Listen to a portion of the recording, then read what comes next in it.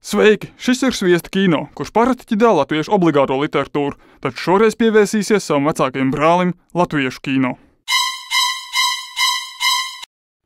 Iespējams, daudziem liekas, ka latviešu kino dzīvīgumā un aktivitātē varētu pielīdzināt sabrauktam opusumam, kurš izmests miskastē. Var jau būt, ka tā arī ir, taču es ieteiktu būt uzmanīgākam ar šādiem spriedumiem un neklīst naktīs gar vientuļām miskastēm.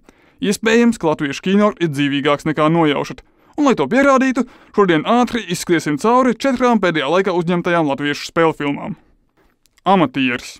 Amatieris ir savdabīgs kino gabals, kurš izlikās par kriminālu grāvēju, kurā students Viktors aktīvi nodarbojas ar narkotiku tirgošanu, lai sakrātu naudu braucienam uz Amsterdamu un varētu dzīvot kopā ar savu draudzeni, bet, protams, iekuļas nepatikšanās.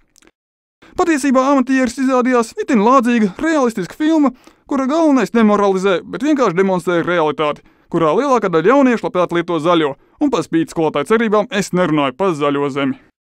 Jāņa nakts.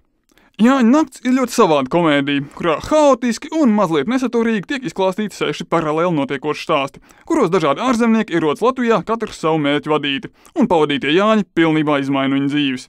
Daži mēģina zakt naftu, daži mēģina atrast tādus, daži kaili iekrīt lāču lamatās.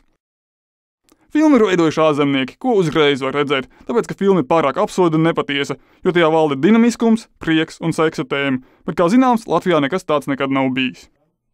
Mazie laupītāji. Mazie laupītāji ir mīlīga bērnu filma, kura apskata latviešiem īpaši pievilcīgu tēmu, kā ļaunās, krasnās bankas atņem dzīvokļus jaukajiem Latvijas iedzīvotājiem, kuri nemaz nav paši pie tā vainīgi bezatbildīgi sagrādamies entos kredītus.